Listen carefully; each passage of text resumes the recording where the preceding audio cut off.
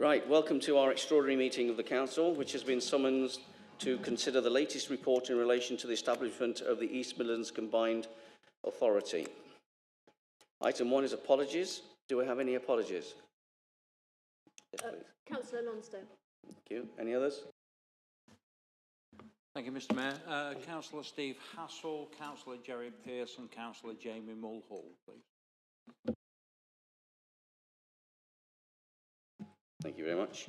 Okay, item 2 is declarations of interest. Has anybody got any declarations of interest they wish to? Oh, I thought you were going to put you. Sorry, yes. Can I raise a point of order, please, under CP 64? Thank you.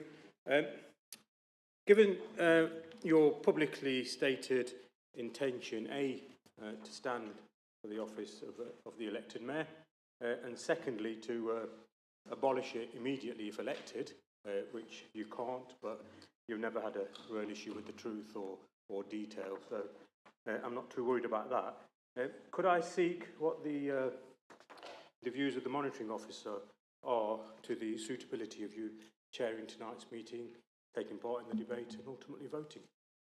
Okay, thank you. Just for the council here, the council members, I did have a meeting with the chief executive rather than the legal officer and the head of democratic services, who suggested that I shouldn't be voting. I have actually taken external advice, and there is no reason why I shouldn't be voting. It doesn't matter whether I'm for the proposition of a combined mayor or not. The thing is, I am not an official candidate. Nobody's an official candidate yet. So there is absolutely no reason.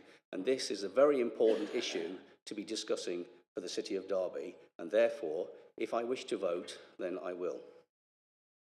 So can I seek the views of the monitoring officer? That is the final word. I've just told you what the advice is. It's not the final word. That's not it's the view of the We're asking for advice from our monitoring officer. If you wanted advice from the monitoring officer, then you should ask for the advice outside of this meeting.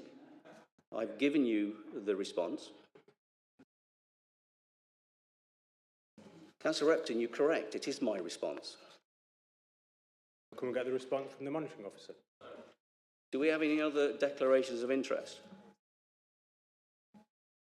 Okay. Item 3 is the consent to the East Midlands Combined County Authority Establishment Regulations. Yeah, thank you. I just want to be clear. Is this a point of order? Yes. Does your authority override that of the monitoring officer on questions like this? Do we have a system where your word is the final say? I just want to be clear. Yes.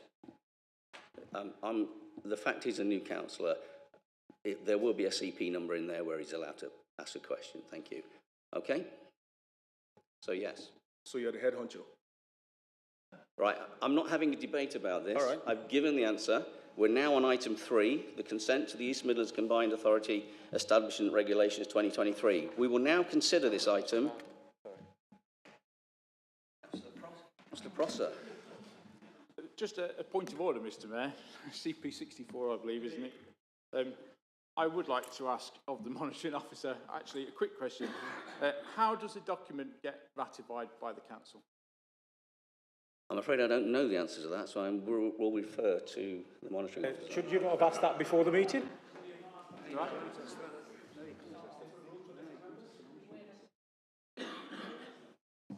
Thank you, Councillor Prosser. So the recommendations set out the steps that need to be taken for this document to be ratified. If the council votes in favour of the recommendations, then that document will go forward with the consent of this council for ratification. Thank you. Okay, so can you confirm that the leader alone does not have the power to do so, to ratify a document on constitutional matters? Depends on the nature of the document. Well, do you want to be in specific? this case, for instance. Which document do you mean, Councillor? I'll tell you what, I'll move on. Let's move on then, because according to a couple of things. Is this still a point of order? It is a point of order, and it's very, very important. So, on November the 2nd, 2022, the draft proposal was denied examination and discussion in this chamber, which is a clear breach of the Constitution and Local Government Act of 1973, leaving the process completely open to challenge. Furthermore, the devolution East Midlands deal, apparently signed by Chris Poulter on the 30th of August, states in the introduction, paragraph 6, that this document sets out the terms of a proposed agreement for such a level 3 deal between the government and Derbyshire County Council, Derby City Council, Nottinghamshire County Council, Nottingham City Council, together forming the East Midlands Mayoral Combined County Authority area covered by this deal. This document describes both the offer of powers and budgets from government and the reforms and measures that the East Midlands will need to deliver. Central to this is the election of a directly elected mayor across the East Midlands area to champion its interests, deliver on local priorities and be accountable to local people. Here we go.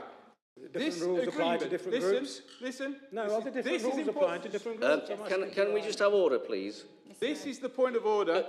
Councillor Prosser, just a second. No, it is a point of order because all of that is very important. Context. No, it's not a speech. No, it's not a speech.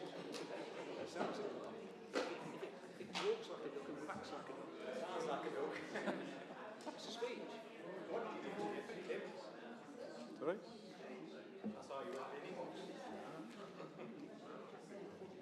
Councillor Prosser, can you just get to the point? This is the point, because that was all I was reading from the document, but this agreement, the deal, the devolution deal signed by Chris Poulter, is subject to ratification by the constituent councils, okay? I put it to you that the signed deal by Councillor Chris Poulter has not ever been presented to this council at any date. It is not included in today's I get what you're schedule. saying, Councillor Prosser. You're saying sit down.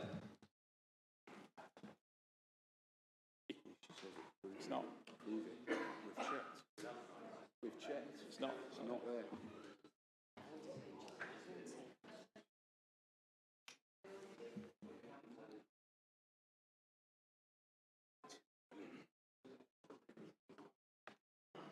It wasn't in the meeting in March. It wasn't in the meeting. It wasn't in the meeting in March. And it wasn't in the meeting in November. I have read the papers. We've read it and checked. I have read the papers. Can we just have some order, please? I'm just going to get Emily to explain. Thank you, Mr. Mayor. I don't wish to be drawn into a backwards and forwards debate, but to make it clear to Council that an extraordinary meeting was held in March earlier this year, at which Council ratified the proposals for its submission. That's the point at which there was ratification. The decision to be taken forward tonight is the approval of the statutory instrument, and that's the decision for Council this evening. Thank you. Councillor Prosser, if you disagree with that, I suggest that you take that up in the speeches when you speak. Right, we will now consider the only item of business on this evening's agenda, a report of the Chief Executive in relation to the establishment of the East Midlands Combined County Authority. Councillors will recall that in March this council agreed to approve a proposal to establish an East Midlands Combined Authority alongside Derbyshire County Council, Nottingham City Council and Nottinghamshire County Council. Since then, political leaders and officers across the region have been working with the government to develop and consult on the proposal. The report this evening requests consent to the statutory instrument that would establish the EMCCA and seeks to put in place arrangements for the first mayoral elections to be held in May 2024. I will now ask the Leader of the Council to move the recommendations before taking a seconder and opening the matter for debate and determination. Thank you, and good evening, everybody. In formally moving the recommendations on item 3, 2.1 through to 2.4, my position, my group's position, remains pretty consistent on this. The deal that is being proposed for the East Midlands Combined County Authority, I believe, could be better, but it is a deal which will see significant additional money coming into not just Derby but to the region. It's a fraction of the amount of money that we've lost over the last 11 years or so due to austerity, and I would have welcomed a better deal. But we have to be part of this if we're going to see any investment or increased investment in the region, and there's always opportunities for this deal to be improved going forward, as we've seen in Manchester and in Birmingham. In March, as we've heard already, the Council approved the proposal to create the East Midlands County Combined Authority following an extensive consultation process. The proposal has set out the 4 shared objectives of the constituent councils, being boosting productivity, pay, jobs and living standards, spreading opportunities and improving public services, restoring a sense of community, local pride and belonging, and finally, empowering local leaders and communities. And I think I'll keep this brief, but the underlying thing here, because we may hear things about the council losing powers and the council losing authority, this isn't about taking powers away from local authorities, whether it's the upper tier authorities as they're referred to, or the lower tier authorities. This is about devolving power from the centre, taking power, both decision making and funding, from central government and bringing it onto a regional basis. It doesn't diminish the position of anybody in this chamber. It enhances the position of the region to be able to control our own destiny a little bit more than we do now. So it's with those words, Mr. Mayor, I propose this council accepts the recommendations, approves those recommendations, and allows the process to continue for the region to have an elected mayor. Thank you. It was a bit remiss of me. I should have asked for a seconder. Do we have a seconder? Do you want to fight over it? Who's having it? Councillor Smale. Right, so you reserve your right. Do we have any speakers? Councillor Kerr. Thank you. I am decidedly lukewarm on this. The proposal is for a mayor, but isn't it better to use the experience, knowledge and wisdom of more people than one? Yes, it is. So we set up an advisory board. Wouldn't it be a good idea for the members of the advisory board to have time to give to this role? But we're choosing the council leaders who are already fully occupied with their own areas. And then we supplement it with some other advisors whom we don't yet know. So how is this strange concoction doing? We set up another scrutiny style role for some other people with some sort of democratic mandate or appointment to see fair play or balance. It doesn't really sound particularly great to me, but it is supposed to bring benefits, someone to speak for the East Midlands, except it isn't the East Midlands, it's just a bit of it.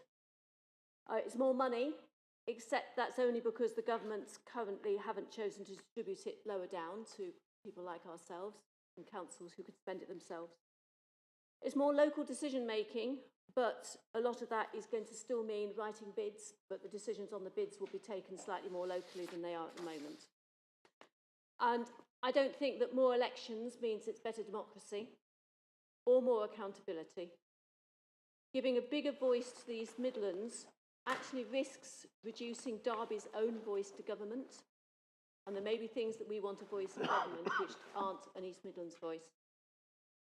So is it just a sop to the levelling up agenda and making it easy for the London-centric government? I think what we really need is proper democracy, proper devolution and proper funding. So this isn't the answer. What's on the table in front of us is not the answer I want for Derby, and I'm not going to vote for it. Councillor Prosser. Right. Behind closed doors and without consulting the majority of councillors, Chris Poulter and the government signed a deal to bring this into being.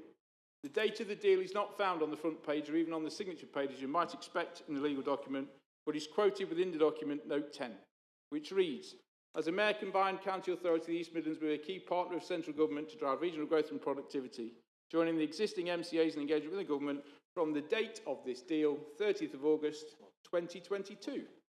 The front page does state that the deal is subject to ratification and the whole number of other steps, which makes the paragraph a little odd. Surely it should come into force the date the deal is ratified, and we are not there yet. Today is a final step.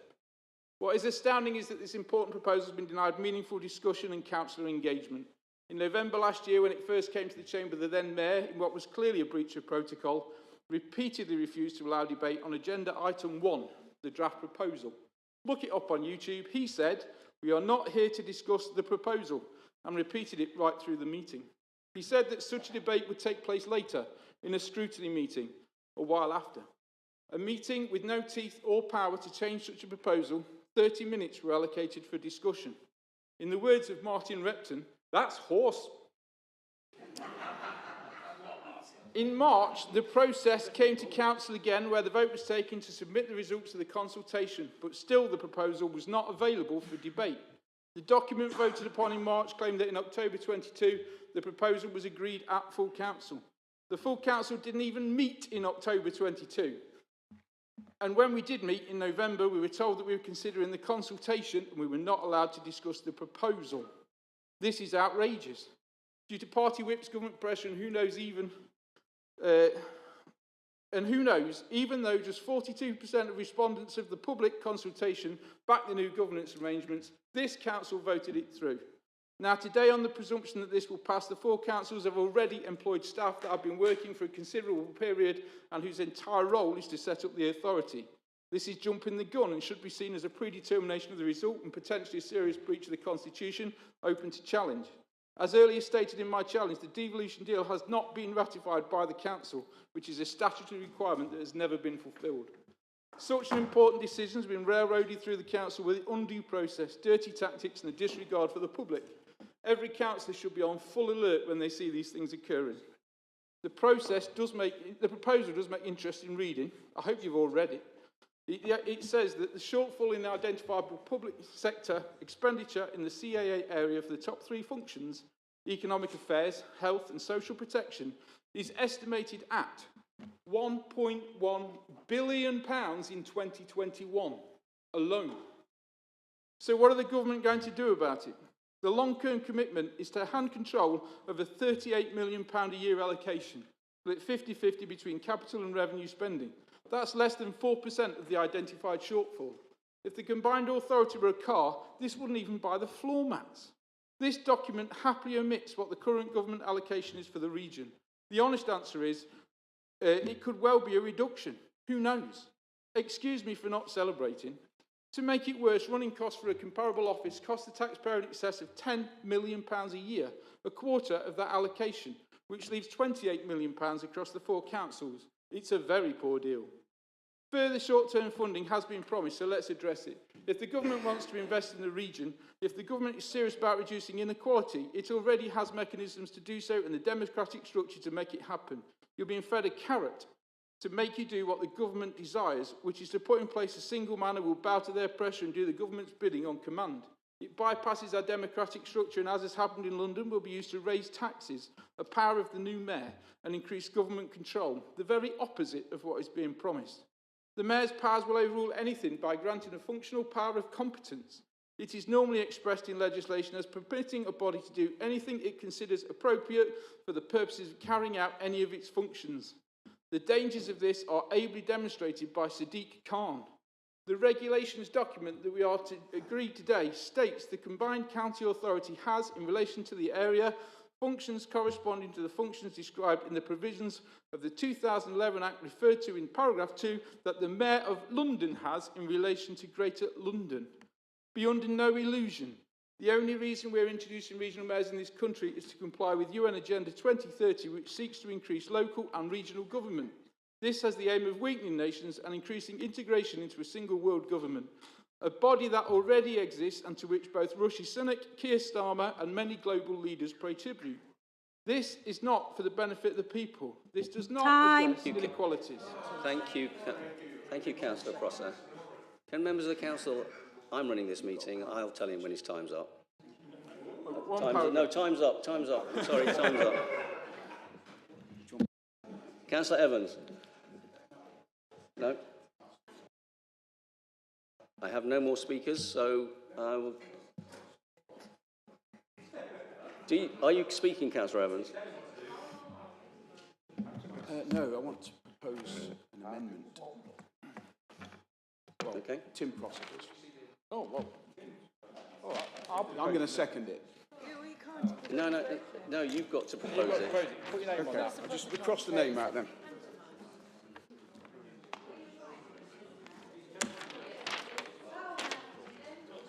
think they're bringing an amendment. Yeah, sign it.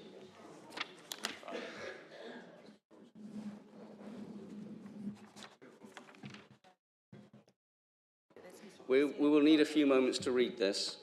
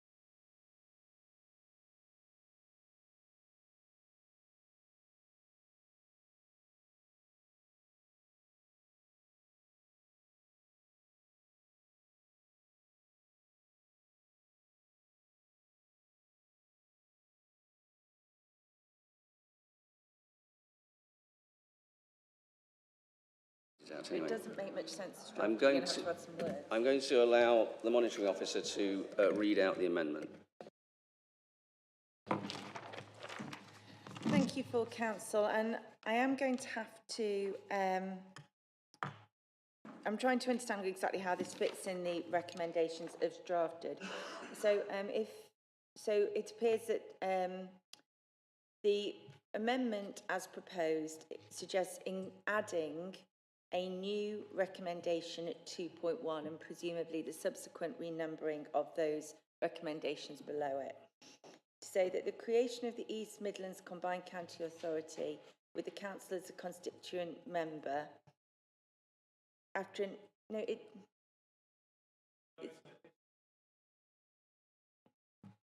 Councillor Prosser, could you just come up and have a word with me, because at the moment this doesn't, sorry, Councillor Evans, it's your amendment. If you could step forward to ask me.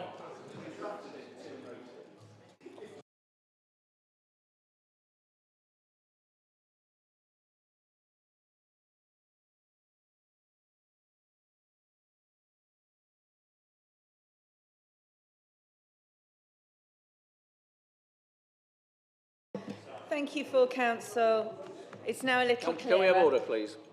So, I think what it should say is at 2.1 that the creation of the East Midlands Combined County Authority is subject to an expedient local government advisory poll returning a majority vote as specified under the Local Government Act 2003 with a that's it.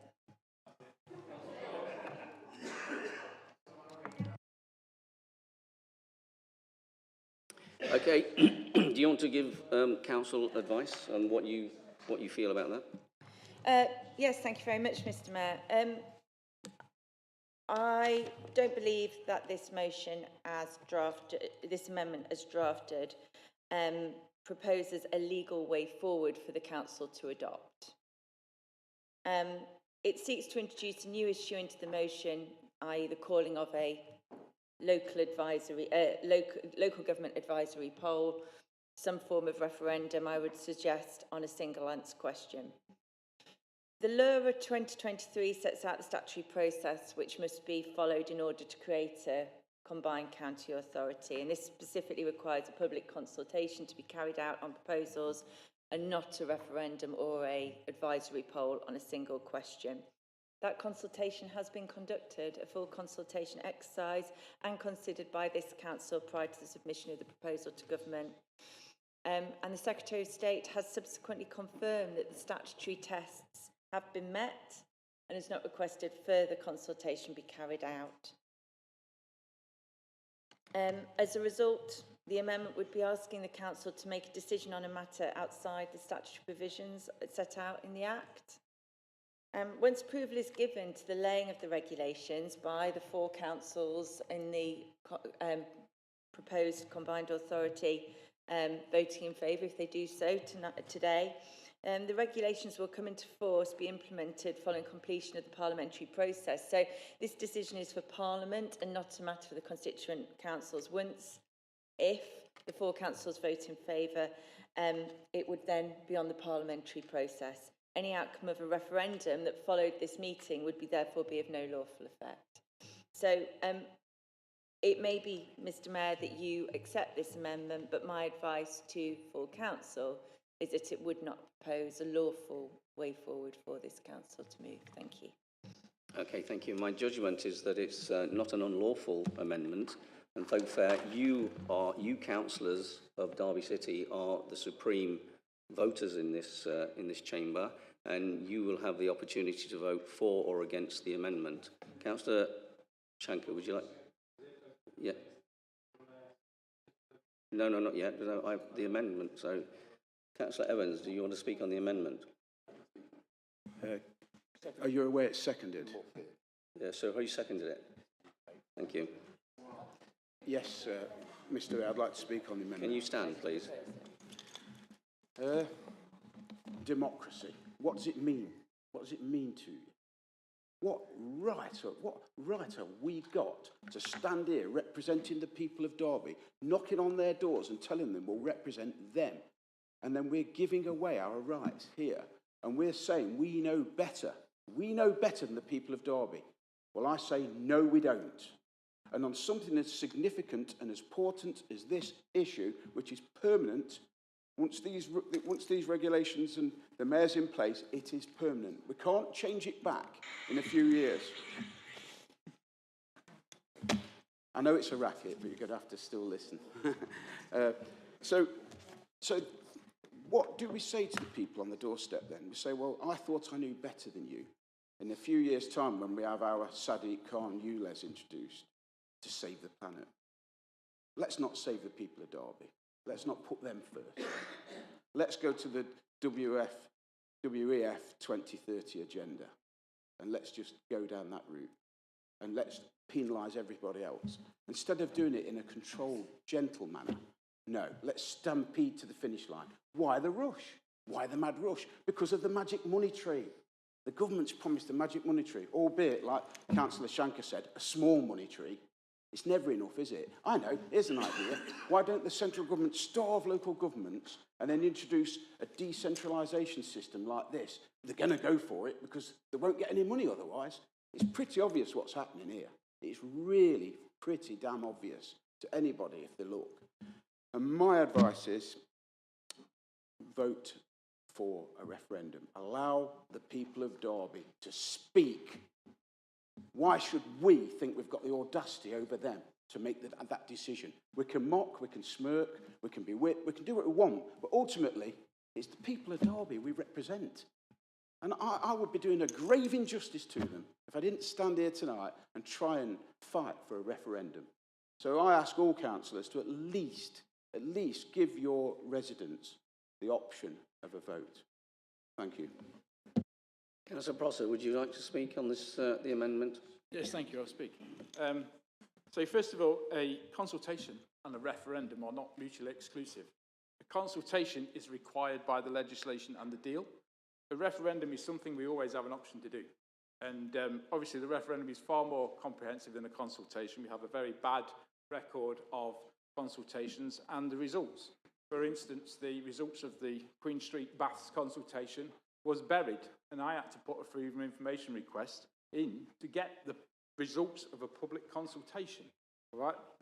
In this case, the consultation didn't go that well either, but still we've pushed it on. So a referendum is very different and is required.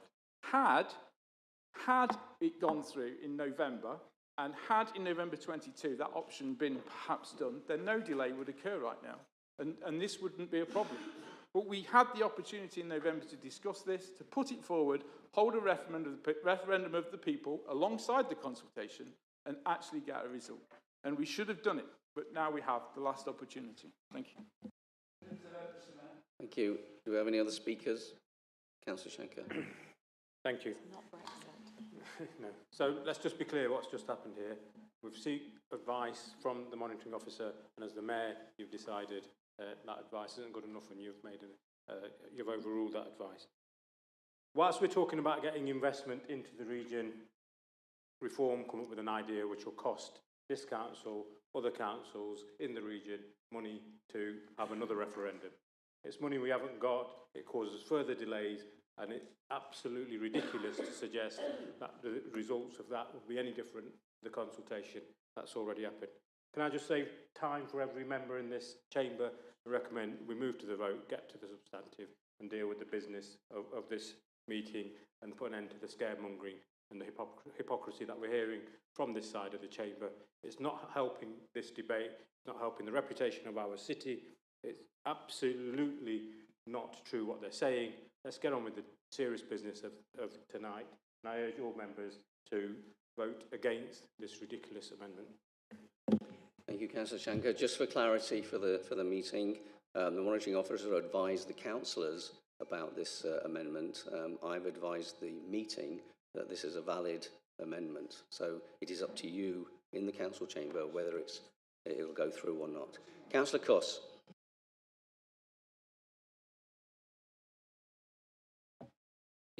Thank you.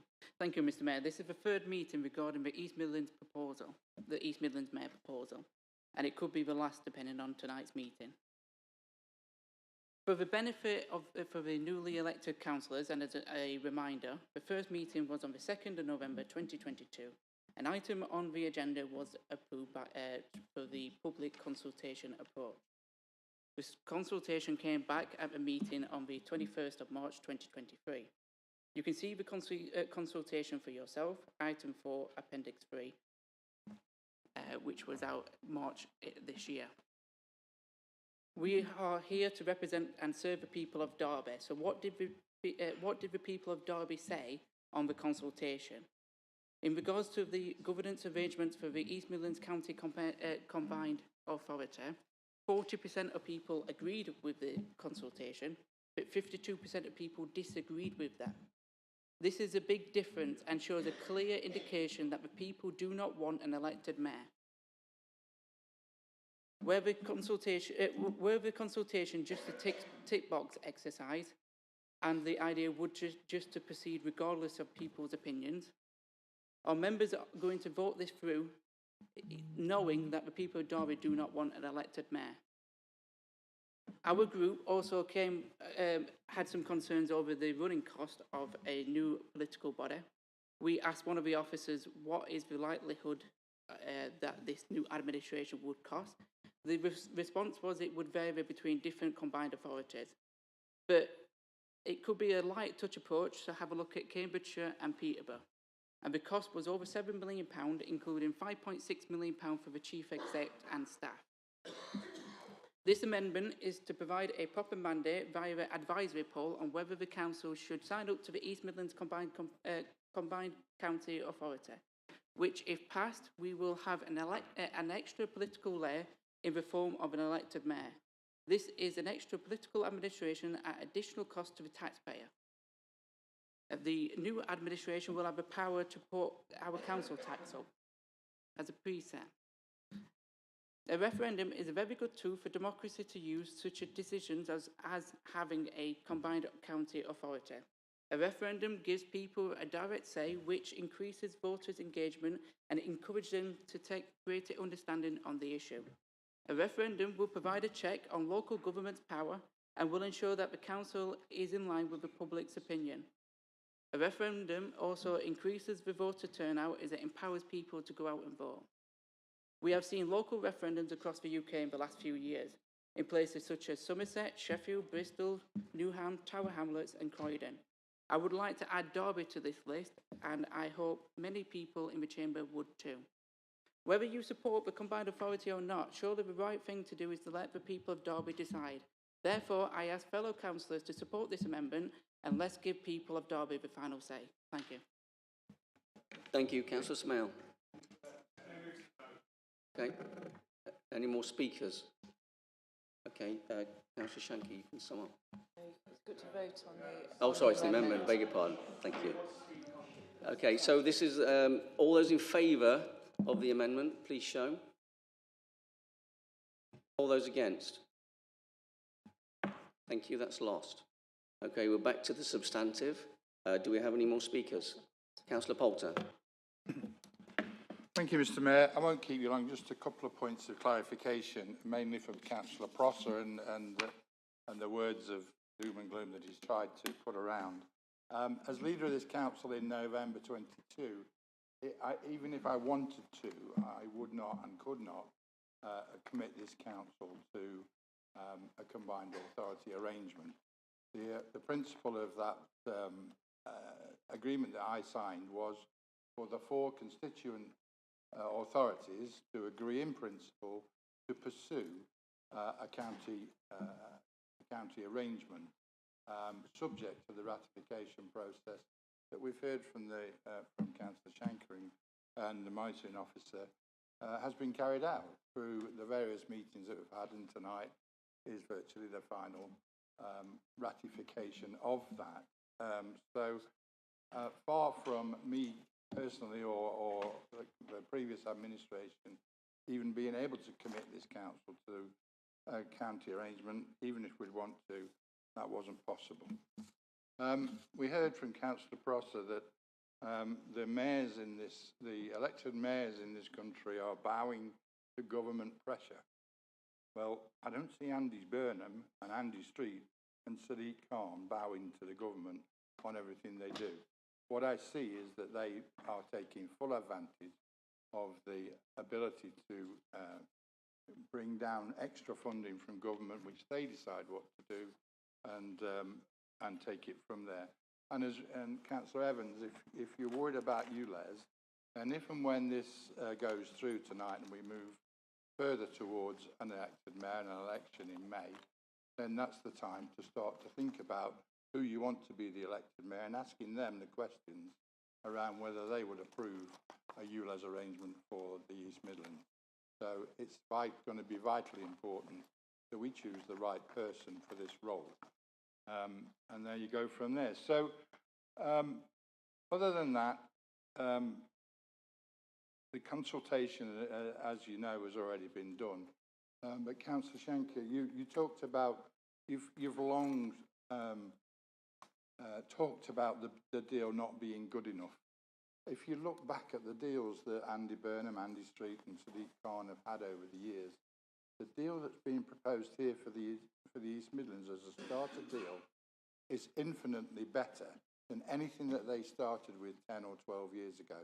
They've built on that arrangement, they've built on that thing, and we as an East Midlands and as 4 constituent authorities have to prove ourselves as responsible authorities that can be trusted with extra government and extra money and extra powers from government. And until we do that, we will do that from a much stronger footing than others have started. So for me, and I hope Councillor Shanker now understands that a bit better, it's a no-brainer, this deal.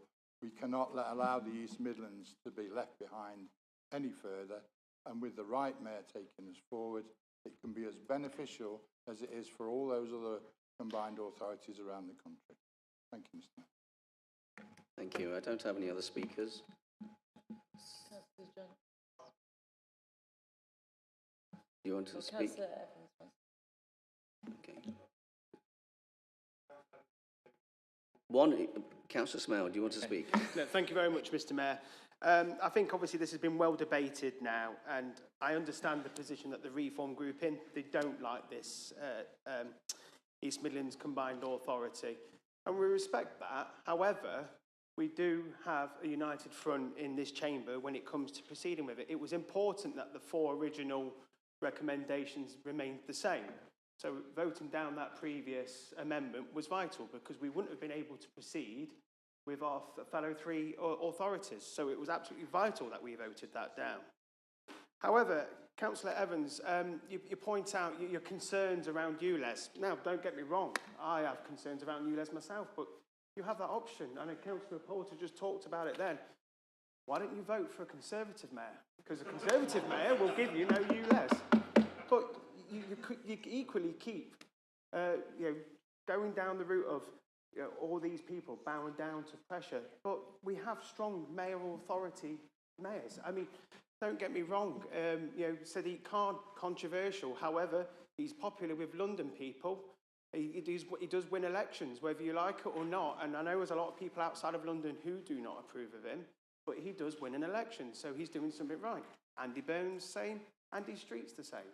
But that's where we'll go into the next stage, hopefully when this passes tonight, that we can have that sensible debate about who we want as our mayor. Now, correct me if I'm wrong, Councillor Graves, I think your election manifesto pledge is elect me and I'll sack myself.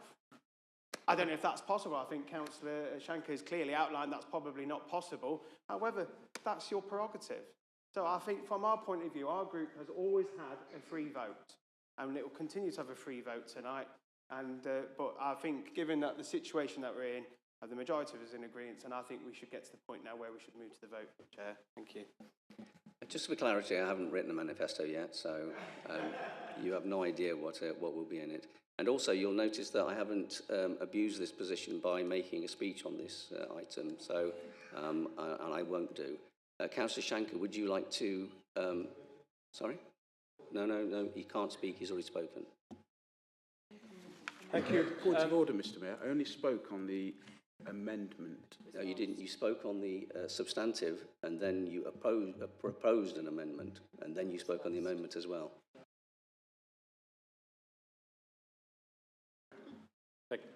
Thank you. I'll be really brief and move to the vote. Just to point out, Councillor Poulter, you know, I still do think this deal can be better.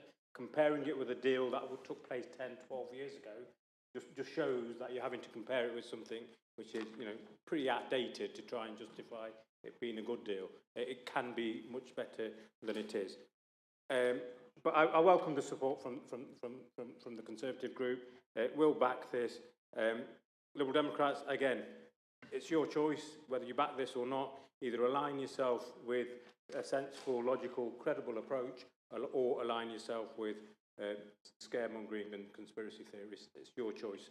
But Council, I recommend, again, the recommendations on page 1, 2.1 to 2.4. This isn't the best deal, but it's the right thing for Derby and for our region. Thank you. Thank you. No, I'm sorry, that was the summing up. Sorry, Councillor Atwell. All those in favour of this motion, please show.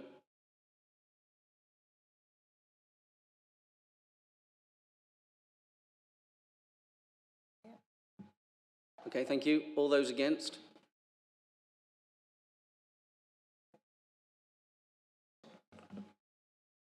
The motion has succeeded, has passed. We don't need the numbers, it's passed, I can see that. You can write them down. Right, that concludes the business of the meeting. Thank you for joining us this evening. All that remains is to wish councillors, officers and the public watching online a very Merry Christmas and a Happy New Year. I look forward to seeing you again in the new year. Thank you very much.